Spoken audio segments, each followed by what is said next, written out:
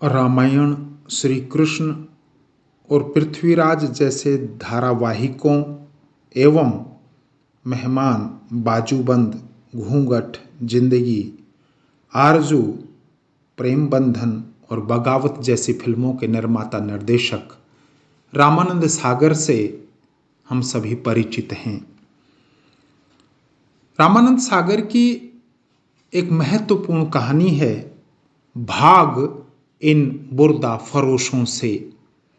कहानीमाला में आइए आज सुनते हैं यही कहानी जो विभाजन विभीषिका पर आधारित है।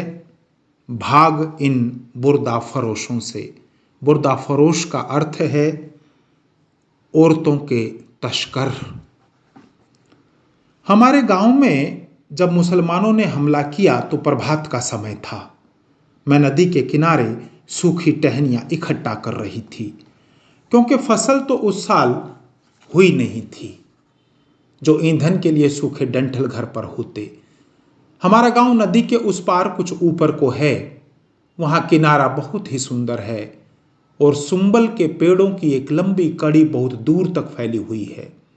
मैं बचपन से इन पेड़ों की सबसे ऊंची टहनियों तक चढ़ जाया करती थी और फिर दूर तक नदी की चमचम लहरों को देखकर प्रसन्न हुआ करती थी। पर नदी में तैरती भी थी। जब मैं 13-14 वर्ष की थी तो एक ही सांस में नदी के आर पार तैर सकती थी।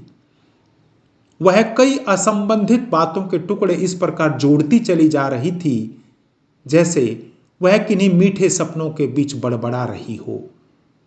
और आनंद को तो उस समय नदी की वो बलखाती चमकती लहरें और संबुल के पेड़ों की लंबी कड़ी और उनकी टहनियों में झूमते नुकीले लाल फूलों के बीच किसी प्यारी सी बेल की तरह झूलती हुई एक नन्ही सी लड़की, जैसे यह सब कुछ आनंद को उसकी आंखों में झूलता हुआ दिखाई दे रहा था और वह इन आंखों में होने वाले नाटक को बस देखे ही जा रहा था। यहां तक कि उस लड़की को इस बात का अनुभव हो गया और फिर जैसे उसका सपना अकस्मात टूट गया। लड़ियां जैसे टूटकर धूल में बिखर गई और वह काल्पनिक आंखों से उतरकर फिर कड़वी वास्तविकता की मिट्टी कुरेदने लगी। मुसलमान नदी के उस पार से नावों में बैठकर हमारे गांव पर हमला करने गए थे। मैं सूखी लकड़ियां चुनते चुनते किनारे के बिल्कुल समीप आ गई थी। मेरे पति भी थोड़ी ही दूर पर इसी कार्य में व्यस्त थे। मैंने नावों को इधर आते नहीं देखा, केवल कुछ आवाजें सुनी। सुबहान अल्लाह, क्या जवान छोकरी है। भाई बिस्मिल्लाह, तू बहुत अच्छी है। मैंने जो घूम कर देखा तो 3-4 हट्टे कट्टे मुसलमान छोटी छोटी कुल्हाड़ियां लिए मेरी तरफ बढ़े चले आ रहे थे।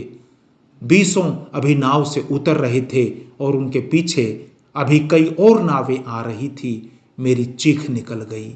मैं लकड़ियां फेंक अपने पति को आवाजें देती हुई एक ओर भागी, पर मैंने देखा मेरा पति मुझसे पहले भागना प्रारंभ कर चुका था और अब तक बहुत दूर निकल गया था। उसने संभवतः मुझसे पहले इनको उतरते देख लिया होगा, पर मुझे बचाने के बजाय वह अपनी जान बचाकर भाग गया। मैं भी अपनी पूरी शक्ति से भागी और वह कुछ क्षणों के लिए रुक गई। दोबारा शुरू करते हुए उसकी आवाज पहले से धीमी पड़ गई थी। मेरी तरह गांव की और बहुत सी औरतें इनके चुंगल में आ फंसी थी। अपने यहां के कई बुढ़े और नौजवानों की लाशें हमने गांव में देखी, पर इनमें हमारे घर का कोई भी न था और तब मुझे अपने पति का भाग जाना अत्यंत बुद्धिमानी का काम लगा। उसने स्वयं को बचा लिया था और मेरे अमिट प्रेम को भी साथ ले गया था। मेरे साथ कुछ ऐसी महिलाएं थी जिनके परिवारजनों की लाशें भी उन्हीं घरों में थी जहां वे दूसरे मर्दों की दासी बनकर रहती थी। पर मैं खुश थी कि मेरा पति जीवित रहा, मेरा पुत्र भी जीवित था और जैसे खुशी से उसका गला भर आया। हमारे गांव पर इनका राज्य हो गया था और 1 महीने तक हम अपने ही घरों में इनके वश में थे। फिर एक दिन हमने इनकी बातों में सुना कि नदी के उस पार के गांव भारत में आ गए हैं, और दूसरे ही दिन पता नहीं इन्हें किस फौज के आने की खबर मिली कि इन्होंने सारी महिलाओं को इकट्ठा कर नाव में बिठाया और नदी के उस पार अपने गांव ले गए। एक एक महिला के चारों ओर 10-10, 15-15 मर्द बैठ गए थे। थोड़ा बहुत सामान जो हमारे घरों में था उसे तो पहले ही वह अपने गांव भिजवा चुके थे। आखिर सामान अब हम सब ही बचे थे, इसलिए वह हमें भी ले गए। मुझे न जाने क्यों इनके यहां ले जाए जाने का बहुत दुख न था, जितनी प्रसन्नता इस बात की थी कि हमारा गांव इनके चुंगल से स्वतंत्र हो गया है। शायद इसी प्रसन्नता की ओट में यह आशा छुपी थी कि गांव के स्वतंत्र होते ही वह फिर अपने घर वापस आ जाएंगे। अपने इसी घर में, अपने इसी गांव में जो नदी के किनारे दूसरे किनारे पर था, वह दूसरा किनारा जैसे मैं हर समय हर दिन देख सकती थी और जब से आई थी देख ही रही थी। उन्हीं दिनों रावी में पानी चढ़ रहा था। इसका पाठ चौड़ा होता जा रहा था, लेकिन दूसरा किनारा जैसे मेरी आंखों के ओर भी समीप आता जा रहा था। हर दिन जो बीत रहा था मुझ में देखने की शक्ति बढ़ाता जा रहा था और दूर होते हुए दूसरे किनारे की वस्तुएं स्पष्ट से स्पष्टतर होती जा रही थी। और उसने जैसे क्षण भर के लिए रुकने का प्रयत्न किया, पर कहानी के इस स्थान पर आकर एक पल का ठहरना भी इसके बस में न था। और फिर एक दिन सचमुच मैंने अपने प्रेम को नदी के किनारे खेलते देखा। वह अकेला था, उसे अभी तक ठीक से चलना भी नहीं आया था। 2 पग बढ़ाता था और गिर जाता था। उसका पिता शायद समीप ही लकड़ियां चुन रहा था, पर मुझे उस पर बहुत गुस्सा आया। नदी की लहरें बिफर रही थी, बाढ़ आने का डर था और उन्होंने उसे नदी के किनारे खेलने के लिए छोड़ दिया था। क्या इन्हें उसकी सुरक्षा की भी फिक्र नहीं? मैं तड़प उठी।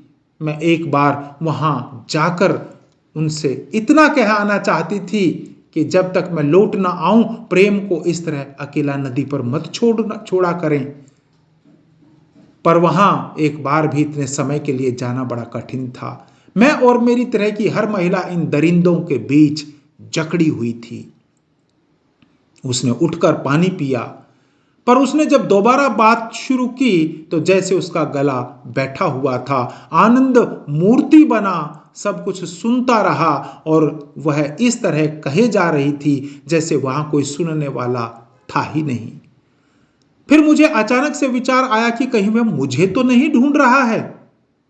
वह उसी बड़े सुंबल के नीचे खेल रहा था जहां उस दिन मैं लकड़ियां चुन रही थी। आज पानी वहां तक पहुंच चुका है, तो क्या उन्होंने उसे यह भी बता दिया था कि इस जगह से मुसलमान मुझे उठाकर ले गए हैं? यह सोचकर मुझे और भी दुख हुआ। उसे अभी तो पूरी बातें करना भी कहां आया था। जब मेरे वापस जाने पर वह अपनी तोतली जुबान में केवल एक शब्द में कई अक्षर बुनकर कहेगा मुसलमान, तो मैं उसे क्या जवाब दूंगी? और अब वह क्या सोच रहा होगा? उस संबुल के मोटे तने के आसपास वह अपनी मां को कहां ढूंढ रहा होगा? वह किस तरह मुझे बुला रहा होगा? मां, मां, मां वारी जाए बेटा, बेधड़क मेरे मुंह से निकल गया, पर उस तक आवाज न पहुंच सकी और मैं व्याकुल हो उठी। इतने में और गजब हो गया कि वह लड़खड़ाता हुआ चलने के प्रयत्न में किनारे के पास ही गिर पड़ा।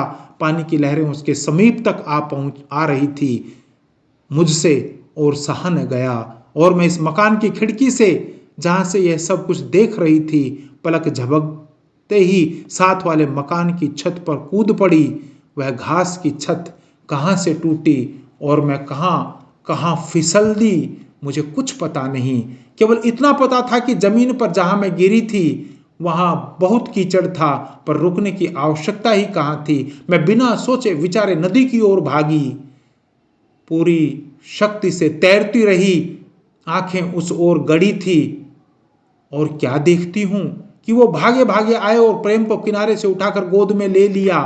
बस मेरे प्राण में प्राण आ गए। थकावट का अनुभव होने लगा और साथ ही जिस किनारे से आई थी उसी किनारे पर बहुत हंगामा सुनाई दिया। सिर घुमाकर देखा तो सारे गांव के मुसलमान इकट्ठा थे। एक नाव तैयार की जा रही थी और विभिन्न प्रकार की आवाजें सुनाई दे रही थी। तब मुझे इस बात का एहसास हुआ कि मैंने क्या किया है और कि अब अगर मैं पकड़ी गई तो इसका परिणाम क्या हो सकता है। सबकी आंखें मुझ पर ही टिकी थी। मैंने तैरना छोड़ दिया, एक दो डुबकी खानी शुरू कर दी और फिर एक ऐसी लंबी डुबकी लगाई कि उन्हें यह विश्वास हो जाए कि मैं सचमुच डूब गई हूं। बीच में मैंने जब सांस लेने के लिए एक दो बार सिर पानी से ऊपर किया तो देखा कि प्रेम अपने पिता की गोद में बैठा घर की ओर जा रहा है। बहुत मन चाहा कि उन्हें जोर से आवाज दूं कि ठहरिए, मैं भी आ रही हूं। एक दिन जिस जगह तुम मुझे खो गए थे आज उसी जगह से इकट्ठे चलेंगे। पर फिर उस किनारे के मुसलमानों का विचार आता और बहाने के तौर पर डूबने वालों की तरह हाथ पांव मारने लगती और फिर डूब जाती। 2-3 बार ऐसा करने के बाद जब मैंने फिर से तैरना प्रारंभ किया तो मुझे पहली बार इस बात का एहसास हुआ कि मैंने कई दिनों से पेट भर खाना नहीं खाया है और मुझ में अब वह शक्ति नहीं रही। मैं बीच तक पहुंच चुकी थी, पर इसके बाद मुझे ऐसा लगा जैसे अब मैं और न तैर सकूंगी। उस मकान से छलांग लगाते समय भी शायद कई चोटें आई थी जो ठंडे पानी में उभर आई थी। पर फिर मुझे प्रेम का विचार आया, उनका विचार आया और मैं सोचने लगी कि प्रेम मुझे देखते ही दूध पीना शुरू कर देगा। और फिर मुझे ऐसा लगा जैसे मैं बाहों के जोर से नहीं अपनी छातियों के जोर पर तैर रही हूं। मैं दूसरे किनारे पर लगी तो शाम होने को आ रही थी और मेरा गांव बहुत ऊपर रह गया था। पर इसके बावजूद दूसरे किनारे पर पांव रखते ही जैसे मेरी सारी थकावट, मेरी सारी परेशानी दूर हो गई थी और मैं भारत की धरती पर पहुंच चुकी थी। मेरी आत्मा खुशी से थरथरा उठी। इस समय मेरे दिल की क्या हालत थी मैं बयां नहीं कर सकती, पर ऐसा प्रतीत हो रहा था जैसे कोई इसके अंदर बैठा खुशी से नाच रहा हो। मैं गीले कपड़ों के बोझ के बावजूद तेजी से अपने गांव की ओर भागी जा रही थी। गीले कपड़े एक दूसरे से अटकते रहे, पांव ऊबड़ खाबड़ धरती पर टेढ़े मेढ़े होकर पड़ते रहे, पर मैंने एक भी ठोकर नहीं खाई, एक बार भी नहीं फिसली और भागती चली गई। हमारे गांव में कई दिए जल रहे थे जैसे मेरे आने पर दीपमाला की गई हो और इन सब से ऊपर हमारे 2 मंजिले मकान की रोशनी दिखाई दे रही थी। उस गांव में केवल हमारा ही मकान 2 मंजिला था। मेरे ससुराल वाले वहां कई पीढ़ियों से साहूकारी का काम करते चले आ रहे थे, इसलिए आसपास के गांव वाले सब इन्हें जानते थे। मैं अपने घर के समीप पहुंच रही थी और सोच रही थी कि कल आसपास के कई गांव के लोग उन्हें मुबारकबाद देने आएंगे।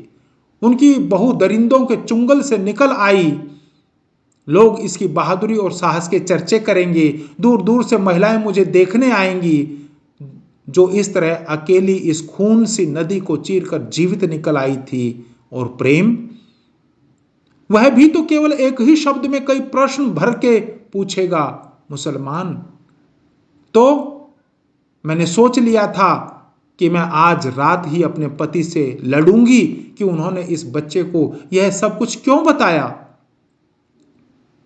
उससे इन्होंने यह क्यों नहीं कह दिया कि वह तुम्हारी नानी के घर गई है। पर फिर वह जवाब देंगे कि मैं यह कैसे कह देता, तुम्हारी मां तो स्वयं यहां तुम्हें ढूंढने आई थी। वह स्वयं प्रेम को गोद में लेकर घंटों रोती रही थी और मैंने सोचा कि मेरी मां भी कितनी खुश होगी। वह यह खबर सुनकर मेरे गांव भागी आएगी और आकर खूब रोएगी। पर वह रोना कितना खुशी का रोना होगा। जब मैं मैके से ससुराल को जाने वाली होती हूं तो वह बहुत रोया करती है, पर फिर भी मुझे अपने यहाँ बहुत दिन रहने नहीं देती। हमेशा यह कहा करती है, विवाह के बाद बेटी के लिए माँ के घर में कोई जगह नहीं। वह सौभाग्यशाली तभी है जब वह वहीं अपने पति के कदमों में उसी के घर में मरे। मैं सोचती जा रही थी और मुझे पता भी न चला कि कब मैं अपने मकान के दरवाजे पर पहुंच गई। उस समय वह बाहर का दरवाजा बंद करके उसकी कुंडी चढ़ा रहे थे। मेरे मन की नटखट पत्नी ने सोचा, इन्हें पता नहीं कि इस समय वह मकान का दरवाजा बंद कर रहे हैं, जबकि यह मन का द्वार खोलने का समय है। मन में आया कि बार बार दरवाजा खटखटाऊं और बार बार जब वह खोलकर पूछें कि कौन, तो छुप जाऊं और उसी तरह करती रहूं। अंत में विवश होकर वह स्वयं बाहर निकले और चोर को ढूंढने के लिए पुराली के उसी ढेर के पीछे तक आए जहां मैं छुपी हूं। तू? लेकिन हुआ ये कि मैंने दरवाजा खटखटाया तो उन्होंने अंदर से ही आवाज दी, कौन? मैं चुप रही। फिर आवाज आई, अरे कौन हो? पर दरवाजा नहीं खुला। मैं समझ गई कि अभी तक पिछली घटना का डर जीवित है, वह बेधड़क दरवाजा भी नहीं खोल सकते। फिर मुझे इन पर अफसोस हुआ। वैसे भी मैं इनकी आवाज सुनकर चुप न रह सकी और मैंने जल्दी से कह दिया, मैं हूं निर्मला। पता नहीं क्यों मेरी आवाज इतनी धीमी थी, जैसे किसी के कान में कुछ कह रही हूं, पर उन्होंने सुन लिया था, क्योंकि उन्होंने जल्दी से कहा, तुम, और फिर चुप हो गए। ऐसी चुप्पी जैसे सारे संसार की सांस एकदम से रुक गई हो। यहां तक कि एक पल उस बर्फ सी चुप्पी के एक पल में जैसे एक मुद्दत बीत रही थी, और फिर दूसरा पल उसी तरह बीत गया। दरवाजा नहीं खुला। शायद उन्हें अपने कान पर विश्वास नहीं आ रहा था। मैंने सुना था कि यकायक खुशी की लपक में आ जाने से कभी कभी आदमी मूर्छित भी हो जाता है और कोई कोई तो मर भी। मैं डर गई। मैंने जोर जोर से दरवाजा थपथपाना शुरू किया, दरवाजा खोलो, दरवाजा खोलो, मैं हूं निर्मला। अंततः दरवाजा खुला और मैंने देखा कि वह मेरा पति न था। फिर वह अचानक चुप हो गई, जैसे सहम गई हो। उसने आनंद की तरफ इस तरह देखा जैसे इससे पहले कभी उसे देखा न हो। कहानी ने यहां पहुंचकर इस जोर से झटका दिया कि आनंद अपनी जगह से उठ बैठा। तो फिर वो कौन था? उसने पूछा। वो मेरा पति न था। उसने आवाज में बिना किसी विशेष उतार चढ़ाव के वही वाक्य सादगी से दोहरा दिया। वह जिसने भरी सभा में मेरा हाथ थामा था, जिसने विवाह के समय मंत्रों के साथ कई प्रकार के प्रण और वचन लिए थे, चेहरे मोहरे से उस समय भी वो वैसे ही थे, पर पता नहीं इन्हें क्या हो गया था। इन्होंने पहले तो जैसे मुझे पहचाना ही नहीं, और फिर इन्होंने अत्यंत ठंडी आवाज में कहा, अब यहां क्या करने आई हो? ऐसा लगा जैसे किसी ने बर्फ की छुरी मेरे दिल में घोंप दी हो। मेरी रगों में खून बर्फ की डलियां बनकर अटक गया और जीभ सूखी लकड़ी की तरह चुभने लगी। मैं जवाब क्या देती? मैं उन्हें क्या बताती कि मैं क्या करने आई हूं? इतने में मेरे ससुर के खड़ाऊ की आवाज आई। वह हमेशा की तरह राम नाम का पट्टा लपेटे आंगन में आए। मैंने आगे बढ़कर उनके चरण छुए, लेकिन उन्होंने आशीर्वाद भी नहीं दिया। अपने बेटे की ओर एक प्रश्न भरी निगाह से देखा और फिर मेरी ओर, और फिर उनकी जुबान से निकला, राम राम। जैसे मेरे अपवित्र शरीर से बचने के लिए वह राम की शरण ढूंढ रहे हों। उसके बाद शमशान घाट से शांति छा गई। हम तीनों एक दूसरे की तरफ देखने से कतरा रहे थे। मुझको हर क्षण एक गुनाह का अनुभव जकड़े जा रहा था। यहां तक कि इस डरावनी खामोशी के बीच मुझे धीरे धीरे यह महसूस होने लगा जैसे किसी ने कलंक की मोहर आग में तपाकर मेरे शरीर के हर एक अंग पर दाग दी हो, और गीले कपड़ों के अंदर भी मुझे अपना एक एक अंग दिखता और जलता हुआ दिखाई देने लगा। यहां तक कि कपड़ों का चेतन भी जाता रहा और ऐसा महसूस हो रहा था जैसे अपने ससुर के सामने मैं बिल्कुल नंगी खड़ी हूं। फिर मुझे पता नहीं क्या हुआ कि मैंने हाथ बढ़ाकर अपने बदन से वह टपका नोच लिया जिस पर हजारों राम नाम छपे थे, और उसे अपने चारों तरफ लपेट लिया था, पर फिर भी मैं नंगी थी। पागल हो गई है बेचारी, मेरे ससुर ने हमदर्दी से कहा। पागल तो हो ही गई है, नहीं तो इस तरह यहां क्यों चली आती, उसके पति ने कहा। पर मैं अब तक पागल न थी, अब हो रही हूं, मैंने चिल्लाकर कहा। हंस, आहिस्ता आहिस्ता, मेरे ससुर ने धीमे स्वरों में कहा। आसपास के लोग जाग जाएंगे, उन्हें तो पता है कि तुम मर चुकी हो। झूठ है, उन्हें यह पता है कि हमारे गांव की औरतें वह उठाकर ले गए हैं। मेरी जुबान चलने लगी। ठीक है, हर कोई यही कहता है कि उसकी बेटी ने नदी में कूदकर अपनी जान बचा ली, तो क्या इनमें से कोई भी अपनी बेटी को वापस नहीं लेगा? मुर्दों के भूत घर में कौन रखता है? हाय राम, कितना घोर अन्याय है। और मैं रोने लगी।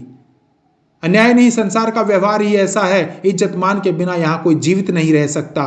मेरे ससुर मुझे बड़े आराम से समझा रहे थे। तुम तो हर दिन रामायण पाठ पढ़ा करती थी, क्या स्वयं भगवान राम ने अपने कुल की मर्यादा के लिए सीता को अपने घर से नहीं निकाला था? और मां सीता तो सती थी, माता सीता तो सती थी।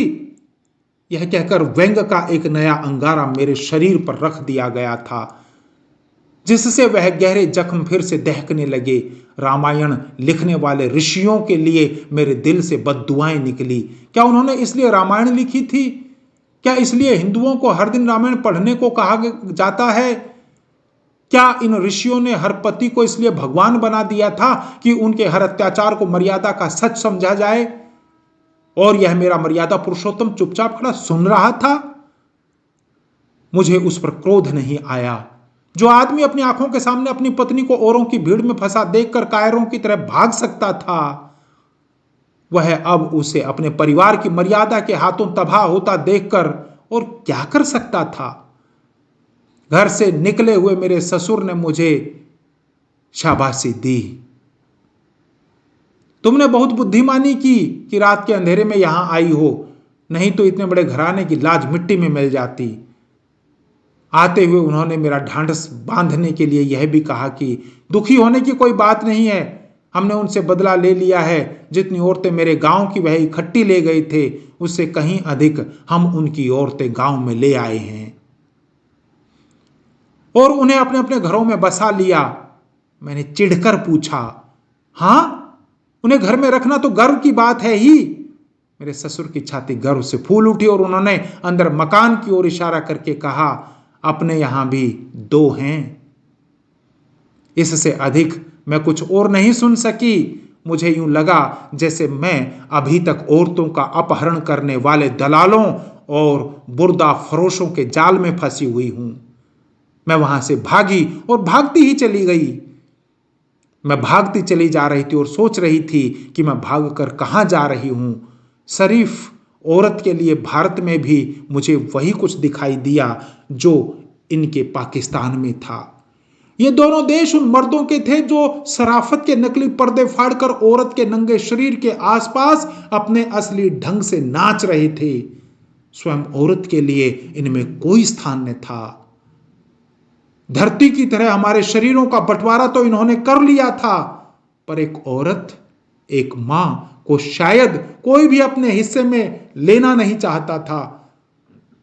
मैं सोच रही थी और भागी चली जा रही थी, पर मुझे कहीं शरण न मिल रही थी। हर जगह मुझे भारत की धरती दिखाई दे रही थी और इस धरती पर जगह जगह औरत, मुझे उस औरत के खून के धब्बे दिखाई दे रहे थे जिसका बलात्कार पाकिस्तान और हिंदुस्तान ने मिलकर किया था। इस अयासी में वह दोनों एक दूसरे से मिल गए थे, पर मैं इन दोनों की पहुंच से कहीं दूर, बहुत दूर निकल जाना चाहती थी। मेरे सामने रावी थी और वह भी मेरी ही तरह पाकिस्तान और हिंदुस्तान के बीच जकड़ी हुई दिखाई दी। इसको एक किनारे से पाकिस्तान ने पकड़ रखा था और दूसरे किनारे से भारत ने, पर फिर भी इसकी पवित्र लहरें मर्यादा बचाने के लिए कहीं भागी चली जा रही थी। मुझे एक सहेली मिल गई। मैंने सोचा मुझे भी वह अपने साथ बहा ले जाएगी। मैं बहुत थक गई थी और मुझ में अब अकेले नहीं भागा जा रहा था।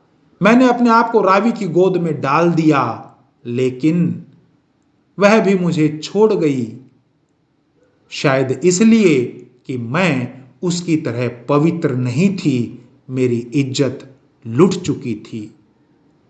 धन्यवाद। आशा करता हूं विभाजन विभीषिका की यह कहानी आपको पसंद आई होगी। उन्माद विभाजन विभीषिका में सिर चढ़कर बोला था, जिसमें हजारों माता बहनों को अपनी इज्जत गंवानी पड़ी थी। ईश्वर से प्रार्थना कीजिए कि ऐसा उन्माद फिर कभी किसी देश को, किसी समाज को, किसी माँ बहन को, किसी व्यक्ति को न झेलना पड़े।